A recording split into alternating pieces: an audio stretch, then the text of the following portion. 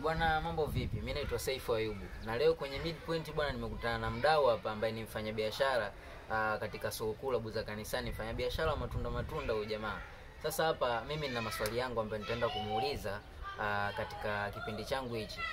Katika biashara yake ya matunda ni vitu gani anavyofaidika navyo? Je, kuna hasara anazoziambulia au faida? Tuungane naye. Bwana Blaza, mambo vipi?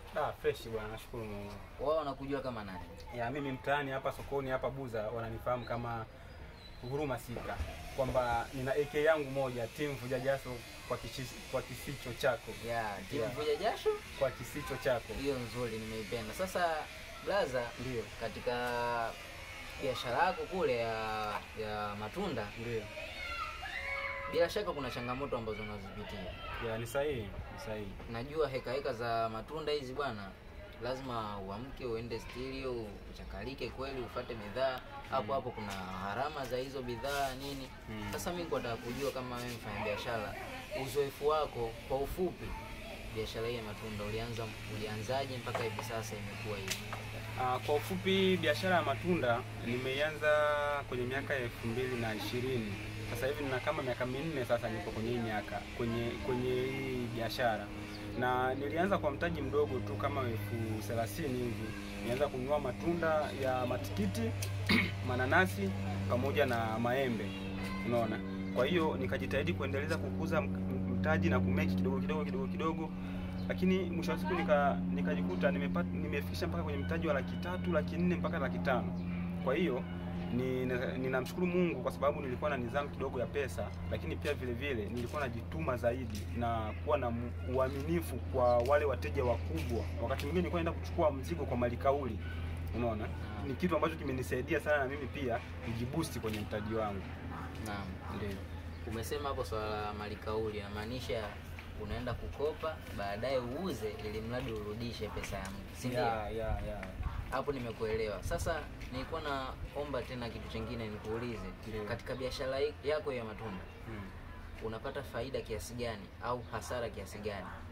Ukizingatia sehemu uliyopo hapa sokoni unalipa ushuru.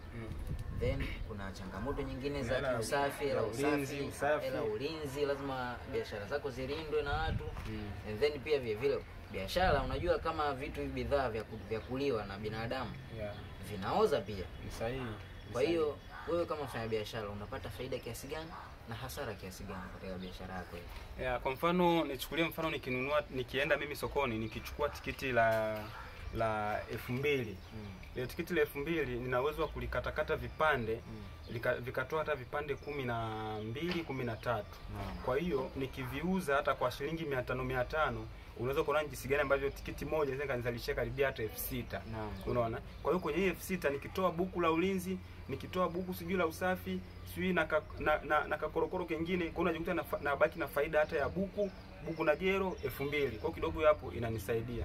Sema changamoto ni moja tu kwenye utunzaji wa hizi biashara zetu, kwa maana ya kwamba sisi wafanyabiashara wadogo tunakuwa tuna vile vitendea kazi, kwa mfano kama mafriji ama freezer ya kuhifadhia ule mzigo. Kwa hiyo kidogo tunajikuta tunapata hasara kubwa mzigo unapokuwa umeharibika. Kwa mfano kama matikiti haya yakishapigwa sana na maji inakuwa kidogo ni changamoto.